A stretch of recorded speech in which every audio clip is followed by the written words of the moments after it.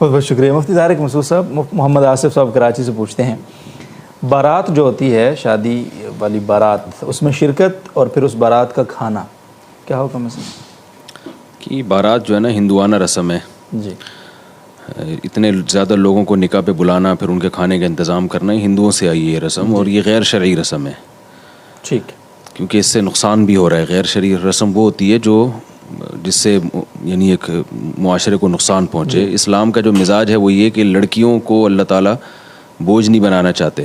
جس کی 6 بیٹیاں ہیں وہ تو بیچارہ 6 بیٹیوں کی شادی پہ ایک بیٹی پہ کم سے کم 1 لاکھ روپے تو لگ ہی جاتا ہے. کم سے کم درجے کا کھانا تو 6 لاکھ تو وہ کہاں سے کرے گا.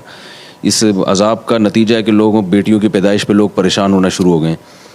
تو اس کا بائیکاٹ کرنا چاہیے. تو یہ غیر شرعی رسم ہے لہذا اس میں شرکت بلا ضرورت شدیدہ یہ جائز نہیں ہے.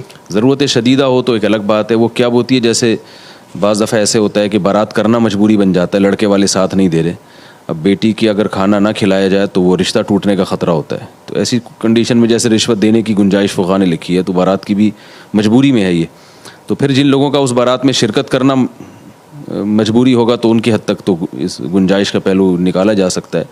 لیکن دوستوں کی جو ہے نا جب آپ کو بارات میں بلائیں ان کی میرا خیال ہے کوئی گنجائش نہیں ہے. سگا بھائی ہے, سگی بہن ہے, یعنی ایسا کہ رشتہ بالکل ایسے ٹوٹنے کا اندیشہ ہوتا ہے, منگنیاں ٹوٹ جاتی ہیں, رشتے ٹوٹ جاتے ہیں.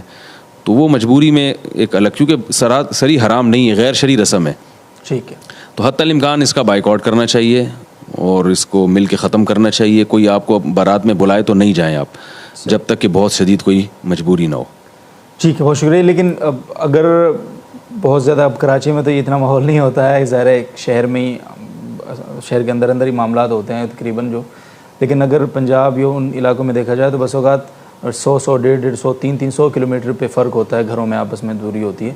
تو وہاں جو قافلے کی شکل میں تو اس کی ظاہر ہے اس میں اگر جو احتیاطی پہلو ہیں ان کو اختیار کیا جائے تو وہ تو وعید میں اس طرح سے نہیں آئے گا. تو مجبوری ہے سر.